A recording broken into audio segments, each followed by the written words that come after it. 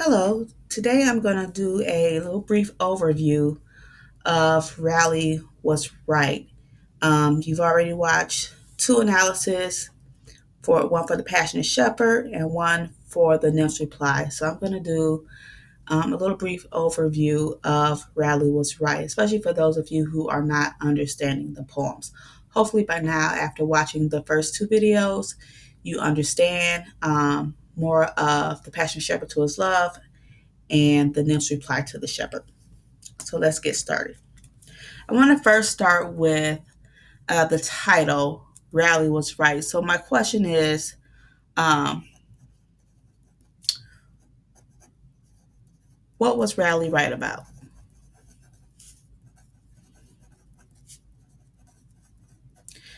Now remember, Raleigh was the author of the nymph's reply to the shepherd. So in that poem, the nymph's reply, what was Raleigh right about? So let's continue. We'll start with the first stanza. I'll read it and then I'll go through and make some little annotations and discussion. It says, "We cannot go to the country, for the country will bring us no peace.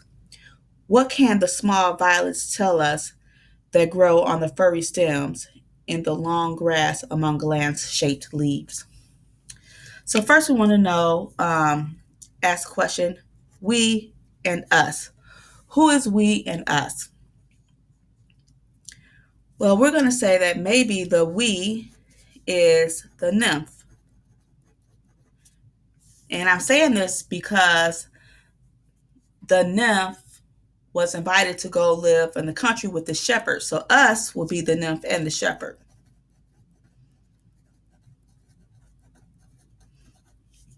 And she is saying that they can't go live in the country because the country, and this is a key, will bring us no peace.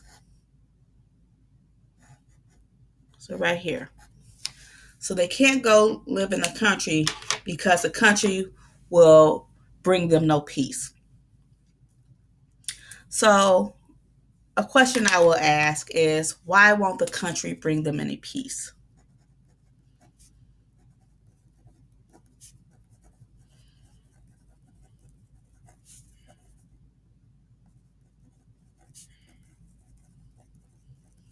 So that's something we want to maybe try to find out as we're reading. It says, "What can the small violets tell us that grow on the furry stems in the long grass among lance-shaped leaves? Though you praise us and call to mind the poets who sung of our loveliness, it was long, long ago." So on this part, we want to ask the question, who is us in this part? It says, though you praise us, who is us? Well, in the previous stanza, it talked about the violets. Violets are flowers. So we can say that the flowers are the speaker in this stanza.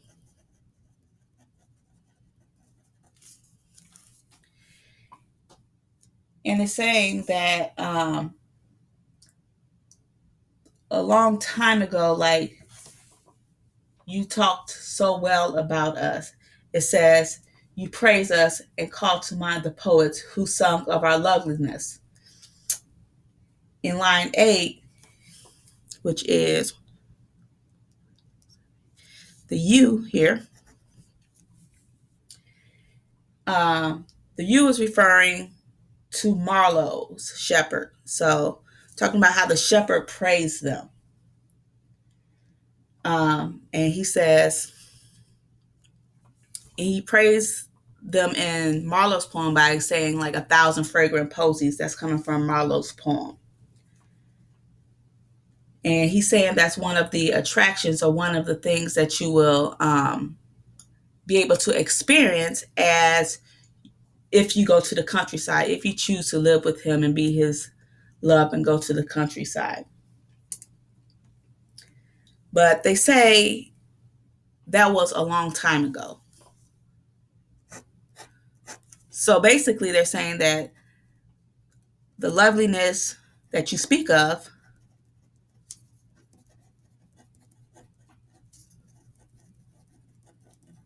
does not exist anymore.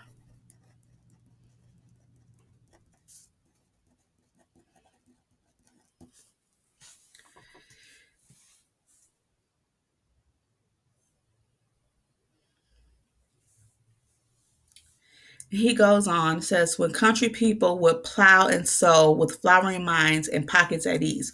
What does this mean? Pockets at ease. Pockets at ease were when these farmers, when these country people, when they were able to plant flowers. So with pockets at ease, when they had money. But then they go on to say, if ever this was true. So they're saying that it may not even have ever existed if ever this was true. So this may not have existed.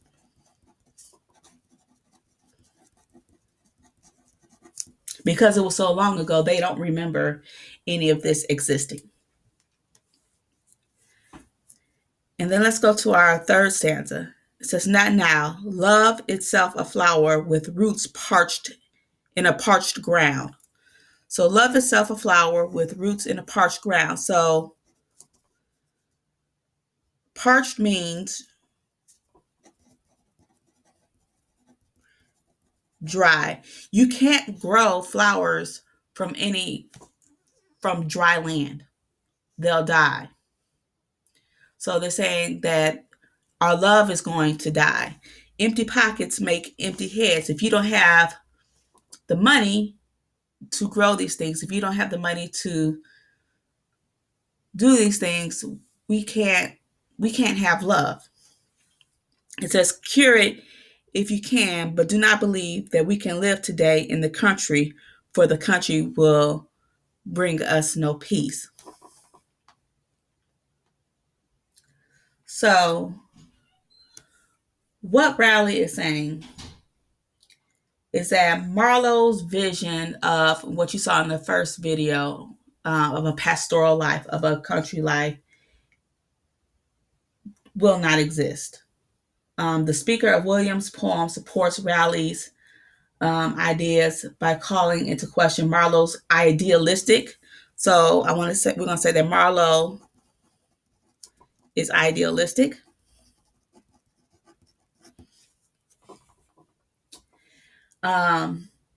He has an idealistic vision of the countryside. The speakers in Williams' poem, basically the reality is that the country offers no peace. For humans, the country is barren, so you can't grow anything. There's nothing to grow. Unlike in Marlowe's poem, when they were talking about all of the flowers and all these things that he was going to make, from the flowers, from the lamb. You can't do that. Um, it won't have peace because there's poverty, or when they say the empty pockets, which results in the lack of the creativity and the imagination necessary for love to grow. So that's basically what this poem is about. So this poem also touches on the central idea of the relationship between humans and nature, as with the other two. So with that being said, for your end of unit assessment, you are going to have to discuss how each of these three poems touch on the central idea of the relationship between humans and nature. And again, in this poem, he's saying that Raleigh was right, that when the nymph, in the nymph's reply, she said that all these things that you promised me will soon wither away. And that's basically what he's talking about in here. We don't have the land. We don't have the money to grow these things that you talk about, that Marlowe talks about in his poem. So we won't have any peace. And if we don't have peace, we can't bring love. And so that will conclude our lesson for today. If you have any more questions about this poem or the other two poems, please make sure that you do come to the office hours, especially my office hours at 3:30. They're from 3:30 to 4 o'clock. Or you can post your questions in the virtual office hours for the week of the 18th through the 21st, for whatever questions that you have.